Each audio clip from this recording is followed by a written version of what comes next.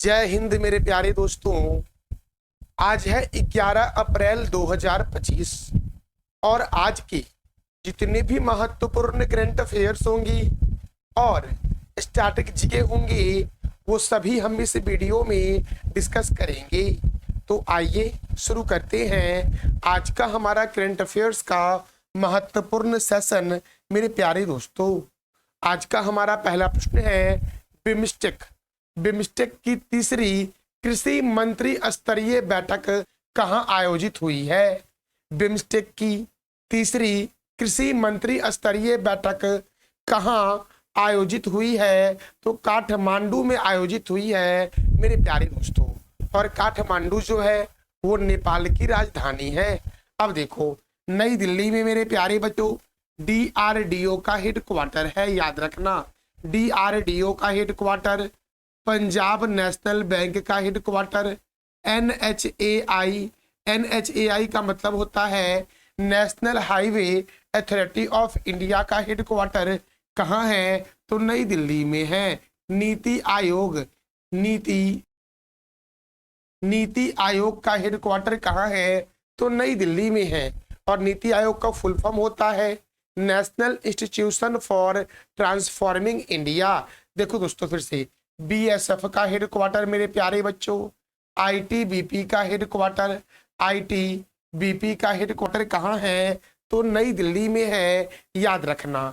और बीजिंग में SCO का हेडक्वार्टर है। SCO अर्थात संघाई कोऑपरेशन ऑर्गेनाइजेशन का हेडक्वार्टर है। टोक्यो है जापान की राजधानी। जापान की राजधानी क्या है मेरे प्यारे बच्चों? तो टोक्यो है। अब नेपाल की राजधानी क्या है? काठमांडू। नेपाल की करेंसी क्या है? तो नेपाली रूपी। नेपाल के प्राइम मिनिस्टर हैं रामचंद्र पौडेल। और नेपाल के प्राइम मिनिस्टर कौन है?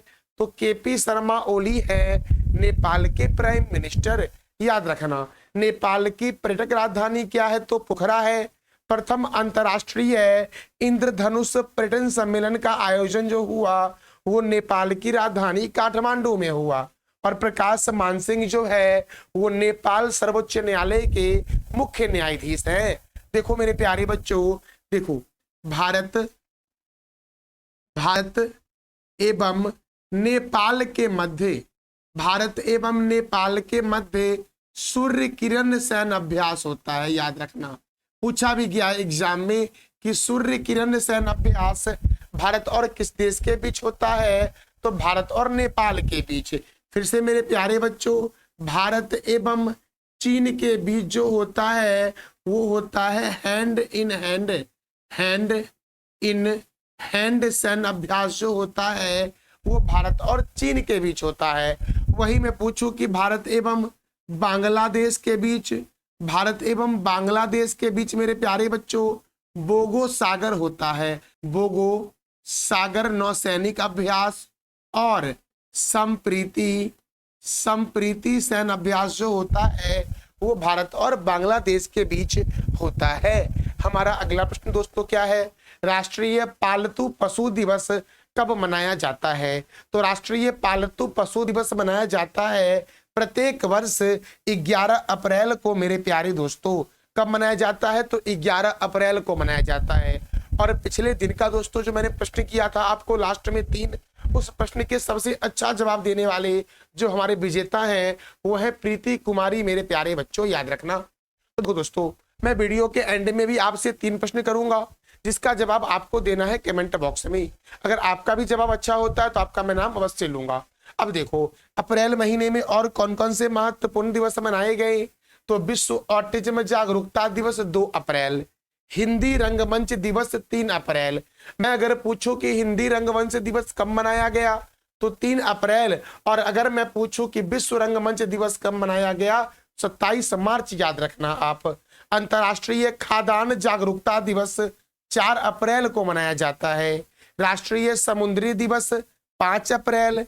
अंतर्राष्ट्रीय विवेक दिवस 5 अप्रैल। समता दिवस कब मनाया जाता है? तो 5 अप्रैल को मनाया जाता है। विकास और शांति के लिए अंतर्राष्ट्रीय खेल दिवस 6 अप्रैल। विश्व स्वास्थ्य दिवस 7 अप्रैल और विश्व हेम्योपैथी दिवस 10 अप्रैल को मनाया जाता है मेरे प्यारे दोस्तों? दोस्तों, हेम्योपैथिक के जनक कौन है? इसका जवाब दे दो आप कमेंट बॉक्स के सेशन में मेरे प्यारे दोस्तों। दोस्तों, हमारा अगला प्रश्न है, हाल ही में किस राज्य ने जल संरक्षण के लिए, किस लिए? तो जल संरक्षण के लिए भागीरथी ऐप लॉन्च किया है। तो उत्तराखंड सरकार के द्वारा भागीरथी ऐप लॉन्च किया गया है। इसका उद्देश्य क्या है? तो जल को संरक्षण करना। अब आपको ऑप्शन ए में हिमाचल प्रदेश दिख रहा होगा। तो हिमाचल प्रदेश से मेरे प्यारे बच्चों याद रखना आप कि हिमाचल प्रदेश में एक ग्रेट हिमालयन राष्ट्रीय उद्यान है। ग्रेट ग्रेट हिमालयन राष्ट्रीय उद्यान किस राज्य में है? तो क्या बोलोगे आप? हिमाचल प्रदेश में है। और हिमाचल प्रदेश की राजधानी है शिमला। शिमला में है केंद्रीय आलू अनुसंधान संस्थान। अगर मैं पूछूं कि केंद्रीय आलू अनुसंधान संस्थान कहाँ है, तो क्या बोलोगे आप? कि हिमाचल प्रदेश की राजधानी शिमला में है। और राजस्थान की राजधानी क्या है मेरे प्यारे बच्चों? तो जयपुर। और जयपुर को बोलते हैं पिंक सिटी। क्या बोलते हैं मेरे प्यारे बच्चों? तो पिंक सिटी बोलते हैं जयपुर को। याद रखना मेरे प्यारे बच्चों, राजस्थान में है सरिस्का राष्ट्रीय उद्यान। सरिस्का राष्ट्रीय उद्यान। सरिस्का राष्ट्रीय उद्यान कहाँ है? तो राजस्थान में है। फिर से पश्चिम बंगाल में। याद रखना मेरे प्यारे बच्चों आप कि सिंगलीला राष्ट्रीय उद्यान, सिंगलीला राष्ट्रीय उद्यान कहाँ है? तो पश्चिम बंगाल में है। और उत्तराखंड में है मेरे प्यारे बच्चों राजाजी राष्ट्रीय उद्यान। अगर मैं पूछूं कि राजाजी राष्ट्रीय उद्यान कहाँ है, तो आप याद रखना, बोलोगे क्या? उत्तराखंड मेरे प्यारे बच्चों। अब देखो, ये आपको मैप में दिख रहा होगा उत्तराखंड। देखो उत्तराखंड दोस्तों, इसकी सीमा लगती है चाइना से, नेपाल से। और राज्य में बात करें तो हिमाचल प्रदेश से लगती है, हरियाणा से लगती है और उत्तर प्रदेश से लगती है मेरे प्यारे बच्चों। तो याद रखना, चाइना की राजधानी क्या है? तो मैंने तुरंत बताया आपको कि चाइना की राजधानी है बीजिंग। और बीजिंग में ही SCO का हेडक्वार्टर है। और नेपाल की राजधानी मैंने काठमांडू बोला। काठमांडू में मेरे प्यारे बच्चों बिम्स्टेक की तीसरी कृषि मंत्री बैठक हो रही है। तो कृषि मंत्री भारत के कौन है मेरे प्यारे बच्चों? केंद्रीय कृषि मंत्री तो शिवराज सिंह चौहान है मेरे प्यारे बच्चों। अब देखो, उत्तर प्रदेश में दुधवा राष्ट्रीय उद्यान है, हरियाणा में सुल्तानपुर राष्ट्रीय उद्यान है, और हिमाचल प्रदेश में मैंने तुरंत बताया आपको कि ग्रेट हिमालयन राष्ट्रीय उद्यान है। अब देखो, उत्तराखंड की राजधानी है देहरादून। उत्तराखंड के गवर्नर हैं गुरमीत सिंह।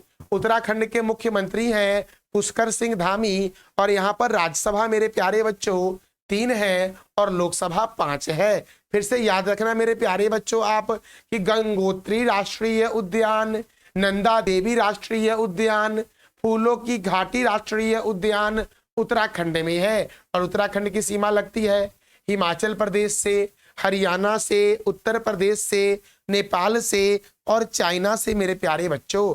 हमारा अगला प्रश्न है, किस शहर के सिंस इन द स्क्वायर में, मैंने क्या बोला आपको कि किस शहर के सिंस इन द स्क्वायर में शाहरुख काजोल का स्टैचू लगाया जाएगा? तो शाहरुख काजोल का स्टैचू कहाँ लगाया जाएगा मेरे प्यारे बच्चों?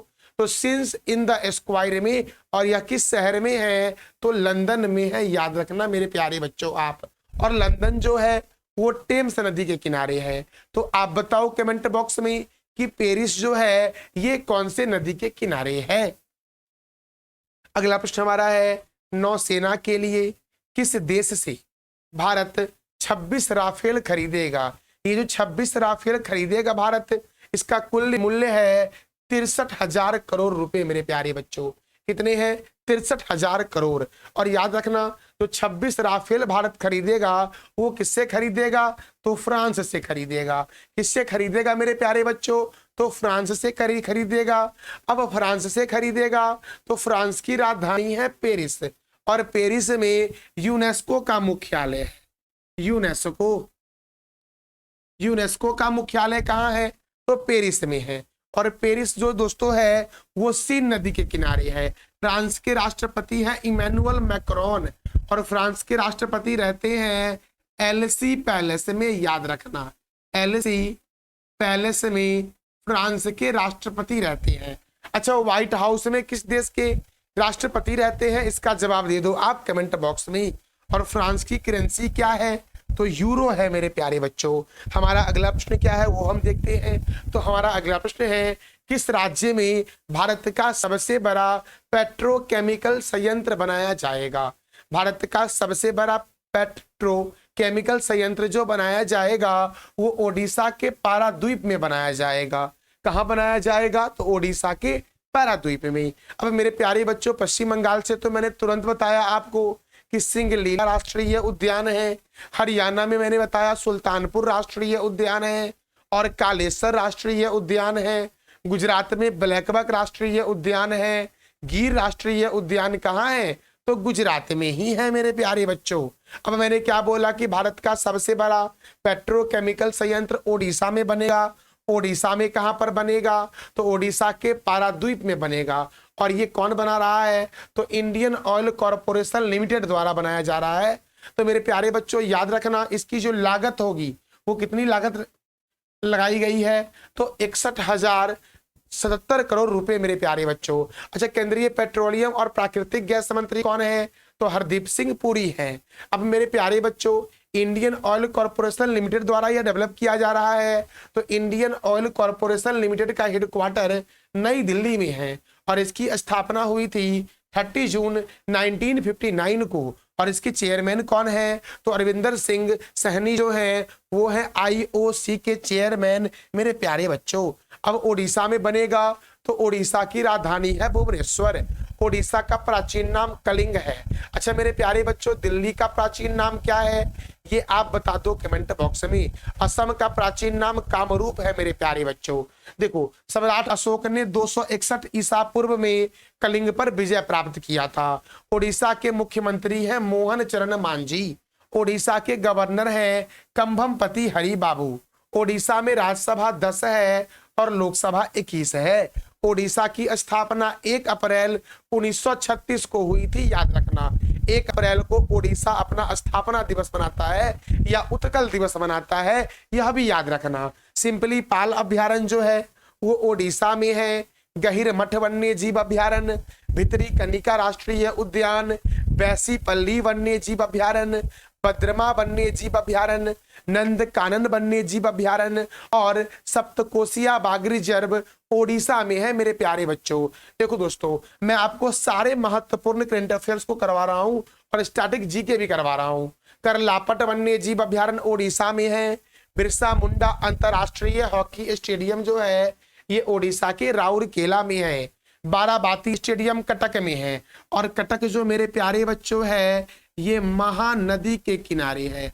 कटक किस नदी के किनारे है, तो क्या बोलोगे आप, महानदी के किनारे है। केंद्रीय चावल अनुसंधान केंद्र जो है ये कटक में है। और यहीं पर अगर मैं कर देता अंतरराष्ट्रीय चावल अनुसंधान संस्थान, तो फिर आप बोलते कि सर मनीला में है। कहाँ पर है मेरे प्यारे बच्चों, तो मनीला में। अगर अंतरराष्ट्रीय चावल अनुसंधान केंद्र पूछे तो मनीला और केंद्रीय पूछे तो कटक, याद रखना। कलिंग स्टेडियम भुवनेश्वर में है और मंदिरा बांध साख नदी पर ओडिशा में है। अब देखो दोस्तों, जलकोट बांध मचकुंड नदी पर ओडिशा में है और ओडिशा जो है वो शास्त्रीय गायन के क्षेत्र में सुनंदा सम्मान भी देती है। बीजू पटनायक अंतरराष्ट्रीय हवाई अड्डा भुवनेश्वर में है। भारत की सबसे बड़ी खारे पानी की झील है चिल्का झील जो ओडिशा में है। अच्छा आप बता दो कमेंट बॉक्स में कि विश्व की सबसे बड़ी खारे पानी की झील कौन सी है, इसका जवाब दे दो आप कमेंट बॉक्स में। अब देखो, अंशुपा झील, कंजिया झील, बाली मेला जलाशय और इंद्रावती जलाशय जो है ये ओडिशा में है। और संथाल जनजाति जो है ये ओडिशा की प्रमुख जनजाति है मेरे प्यारे बच्चों, याद रखना। संथाल जनजाति ओडिशा की प्रमुख जनजाति है दोस्तों, याद रखना। हमारा अगला प्रश्न है, हाल ही में किस देश के वैज्ञानिकों ने डायर वुल्फ के पुनर्जीवन का दावा किया है। तो डायर वुल्फ के पुनर्जीवन का दावा जो किया है वो अमेरिका के वैज्ञानिकों ने किया है मेरे प्यारे बच्चों। कहाँ के वैज्ञानिकों ने किया है? अमेरिका के वैज्ञानिकों ने। जो डायर वुल्फ है मेरे प्यारे बच्चों, ये ठंडे प्रदेशों में पाए जाते थे। आज से करीबन 12,500 वर्ष पहले ये डायर वुल्फ पाए जाते थे, जो सामान्य वुल्फ से बहुत ही खतरनाक थे। लेकिन दोस्तों तापमान बढ़ने के कारण धीरे धीरे ये विलुप्त होने के कगार पे चले आए और विलुप्त हो गए। तो 12,500 वर्षों बाद दोस्तों अमेरिका ने डायर वुल्फ को पुनर्जीवित करने का दावा किया है, अमेरिका के वैज्ञानिकों ने। तो देखो biotech firm Colossal, biotech firm Colossal Biosciences में 3 अनुवांशिक इंजीनियरिंग के माध्यम से भेड़िया पिल्लों के जन्म का दावा किया गया है। कितने? तो 3 अनुवांशिकी इंजीनियरिंग के माध्यम से 3 भेड़िया पिल्लों के जन्म का दावा किया गया है। और ये जो दोस्तों भेड़िए थे ये कितने वर्ष पहले विलुप्त हो गए थे? तो 12,500 वर्ष पूर्व। ये दोस्तों देखो यूरोप में, एशिया में, दक्षिण अमेरिका में, उत्तरी अमेरिका के बर्फीले इलाके में पाए जाते थे। लेकिन दोस्तों धीरे धीरे यह विलुप्त हो गए और फिर से अमेरिका के वैज्ञानिकों ने ऐसा दावा किया है कि इसने फिर से उसको पुनर्जीवित कर दिया है। अब देखो डायर वुल्फ का वैज्ञानिक नाम क्या है? तो एनोसाइनडीरस। क्या नाम है? एनोसाइनडीरस मेरे प्यारे बच्चों हमारा अगला प्रश्न है, हाल ही में किस देश ने 6 घंटे में 3D प्रिंटेड रेलवे स्टेशन बनाया है? और उस रेलवे स्टेशन का नाम क्या है? तो याद रखना हत्सुशिमा। क्या नाम है? हत्सुशिमा रेलवे स्टेशन को बनाया है जो 3D प्रिंटेड है और 6 घंटे में बनाया है तो जापान ने मेरे प्यारे बच्चों। याद रखना मैंने क्या बोला कि हाल ही में किस देश ने 6 घंटे में 3D प्रिंटेड हत्सुशिमा रेलवे स्टेशन को बनाया है? तो जापान ने। और याद रखना जापान के हिरोशिमा पर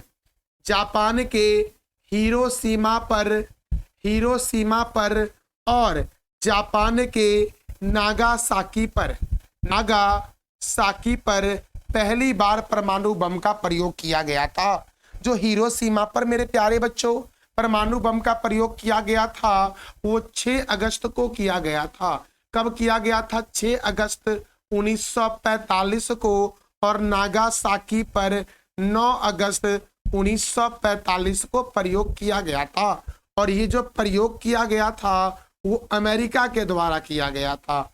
जो हिरोशिमा पर बम का प्रयोग किया गया था मेरे प्यारे बच्चों उसका नाम क्या था? तो उसका नाम था लिटिल बॉय। क्या नाम था मेरे प्यारे बच्चों? तो लिटिल बॉय नाम था। और जो नागासाकी पर गिराया गया था उस परमाणु बम का नाम था एटमैन। याद रखना मेरे प्यारे बच्चों। तो अमेरिका के द्वारा हिरोशिमा और नागासाकी पर पहली बार परमाणु बम का प्रयोग किया गया था। अब जापान की राजधानी क्या है? टोक्यो। जापान की करेंसी है क्या? तो याद रखना जापानी येन। और जापान के पीएम है शिरेबु इशिबा मेरे प्यारे बच्चों। जापान के संसद का नाम है डाइट। और जापान का राष्ट्रीय चिन्ह क्या है? गुलदाउदी। जापान का राष्ट्रीय खेल है जूडो। और सहयोग काइजिंग सैन्य अभ्यास जो होता है वो भारत और जापान के बीच होता है। धर्म गार्जियन सैन्य अभ्यास भी भारत और जापान के बीच होता है। तो मैंने तुरंत आपको बताया ना कि सूर्य किरण सैन्य अभ्यास भारत और किस देश के बीच होता है। तो इसका जवाब आप दे दो कमेंट बॉक्स में मेरे प्यारे बच्चों हमारा अगला प्रश्न है, देखो ग्लोबल टेक्नोलॉजी समिट 2025 का आयोजन कहाँ हुआ है? तो याद रखना नई दिल्ली में हुआ है। कहाँ हुआ है? नई दिल्ली में। नई दिल्ली में ग्लोबल टेक्नोलॉजी समिट 2025 का आयोजन हुआ है। तो नई दिल्ली के बारे में तो मैंने कई बार बताया आपको है। बीजिंग में याद रखना SCO का मुख्यालय है, संघाई कोऑपरेशन ऑर्गेनाइजेशन का। लंदन में मेरे प्यारे बच्चों राष्ट्रमंडल का मुख्यालय है। राष्ट्रमंडल का मुख्यालय जो है वो लंदन में है। वॉशिंगटन में मेरे प्यारे बच्चों याद रखना वर्ल्ड बैंक का मुख्यालय है। IMF का मुख्यालय है। और फिर से मेरे प्यारे बच्चों यह भी याद रखना कि सर माइक्रोसॉफ्ट का मुख्यालय जो है ये वॉशिंगटन में है। नई दिल्ली में डीआरडीओ का मुख्यालय है। आप बताओ मेरे प्यारे बच्चों कि इसरो का मुख्यालय कहाँ है? इसका जवाब दे दो आप कमेंट बॉक्स में। अगला प्रश्न हमारा है, हाल ही में किस देश ने भारत के प्रधानमंत्री नरेंद्र मोदी को 9 मई के विजय दिवस परेड में आमंत्रित किया है? देखो दोस्तों, 9 मई को विजय दिवस परेड में आमंत्रित किया है किस देश ने प्रधानमंत्री नरेंद्र मोदी को? तो रूस ने मेरे प्यारे बच्चों। किसने किया आमंत्रित? रूस ने किया। तो नेपाल की राजधानी है काठमांडू, अमेरिका की राजधानी है वॉशिंगटन और ब्राजील की राजधानी क्या है? तो ये आप बता दो कमेंट बॉक्स में। अब देखो, रूस ने किया है तो रूस की राजधानी है मॉस्को, रूस की करेंसी है रशियन रूबल, रूस के प्राइम मिनिस्टर कौन है मेरे प्यारे बच्चों? तो मिखाइल मिशुस्तीन है। और रूस के राष्ट्रपति कौन है? तो व्लादिमीर पुतिन है। याद रखना, रूस की राजधानी है मॉस्को, रूस की करेंसी है रशियन रूबल, रूस के राष्ट्रपति है व्लादिमीर पुतिन और रूस के प्रधानमंत्री है मिखाइल मिशुस्तीन मेरे प्यारे बच्चों। देखो, कृत्रिम उपग्रह को अंतरिक्ष में प्रक्षेपित करने वाला दुनिया का पहला देश कौन है? तो रूस है। अंतरिक्ष में जाने वाला प्रथम व्यक्ति का नाम है मेजर यूरी गॉगरिन। याद रखना, मेजर यूरी गॉगरिन अंतरिक्ष में जाने वाले प्रथम व्यक्ति थे जो रूस के ही थे। अंतरिक्ष में तैरने वाला प्रथम व्यक्ति कौन था? एलेक्सी लेनेबो। और अंतरिक्ष में जाने वाली पहली महिला थी वेलेंटिना तेरेस्कोवा जो रूस की थी। रूस के राष्ट्रपति रहते हैं क्रेमलिन में। अच्छा मेरे प्यारे बच्चों, जब रूस के राष्ट्रपति क्रेमलिन में रहते हैं तो एलसी पैलेस में, याद रखना, एलसी पैलेस में कौन रहते हैं? याद रखना, तो मैंने बताया था ना कि फ्रांस के राष्ट्रपति जो रहते हैं वो कहाँ रहते हैं? तो क्या बोलोगे आप? सर एलसी पैलेस में रहते हैं। अच्छा मेरे प्यारे बच्चों, व्हाइट हाउस में कौन रहते हैं? अमेरिका के राष्ट्रपति। और एवान ए सदर में पाकिस्तान के राष्ट्रपति रहते हैं। तो रूस का राष्ट्रीय चिन्ह डबल हेडेड ईगल है और क्षेत्रफल की दृष्टि से दुनिया का सबसे बड़ा देश जो है वो रूस है, जबकि जनसंख्या में भारत है मेरे प्यारे बच्चों। सबसे लंबा नदी का मुहाना दुनिया में ओब नदी का मुहाना है। सबसे बड़ी झील कैस्पियन सागर झील है। सबसे गहरी झील बैकाल झील है। रूस के संसद का नाम ड्यूमा है और जापान के संसद का नाम क्या है? तो डाइट है मेरे प्यारे बच्चों। अच्छा बताओ जरा सा आप कि नेपाल के संसद का नाम क्या है? इसका जवाब दे दो आप कमेंट बॉक्स में दोस्तों। कैस्पियन सागर झील जो है ये रूस में है। कजाकिस्तान, तुर्कमेनिस्तान, अजरबैजान और ईरान में फैला हुआ है। और ओनेगा झील कहाँ है बच्चों? तो रूस में ही है ओनेगा झील। तो मेरे प्यारे बच्चों, ये था हमारा आज का महत्वपूर्ण करंट अफेयर्स। अब कल जो हमने पढ़ा था उसको जरा सा रिवीजन कर लेते हैं। केंद्र सरकार ने भारतीय रिजर्व बैंक की डिप्टी गवर्नर किसे नियुक्त किया है? तो पूनम गुप्ता को किया है। हाल ही में किस देश ने 2 अप्रैल 2025 को मुक्ति दिवस मनाने की घोषणा की है? तो अमेरिका ने। T20 क्रिकेट में 13,000 रन बनाने वाले पहले भारतीय खिलाड़ी कौन बने? तो विराट कोहली बने हैं। हाल ही में किस राज्य ने सिपाही भर्ती में अग्निवीरों के लिए 20% आरक्षण देने की घोषणा की है? तो हरियाणा ने। जापानी ग्रैंड प्रिक्स 2025 किसने जीता है? तो मैक्स वर्स्टैपन ने जीता है। नवकार महामंत्र दिवस का आयोजन 9 अप्रैल को कहाँ हुआ है? तो नई दिल्ली में हुआ है। राई लोक नृत्य के प्रतीक राम सहाय पांडे का 92 वर्ष की अवस्था में निधन हुआ है। तो इन्हें पद्मश्री पुरस्कार कब दिया गया था? तो 2002 में दिया गया था। फिर से मैंने बताया था कि कहाँ के नोडेल गुड़ संदेश मिठाई को जीआई टैग दिया गया? पश्चिम बंगाल। हाल ही में किस खिलाड़ी ने दोनों हाथों से गेंदबाजी कर आईपीएल में नया रिकॉर्ड बनाया है? तो कामेंड्रू मेंडिस। और कामेंड्रू मेंडिस दोस्तों किस देश के खिलाड़ी हैं? तो इसका जवाब दियो आप कमेंट बॉक्स में। एक्टर मनोज कुमार का अभी निधन हुआ है, 4 अप्रैल 2025 को हो गया है। तो उन्हें किस वर्ष दादा साहब फाल्के अवार्ड दिया गया था? तो 2015 में मेरे प्यारे बच्चों। और कल जो मैंने प्रश्न किया था कि 11वां ब्रिक्स पर्यावरण मंत्रियों की बैठक कहाँ आयोजित हुई? ब्राजील में। ISSF विश्व कप 2025 कहाँ शुरू हुआ? अर्जेंटीना में। और विश्व होम्योपैथी दिवस कब मनाया गया?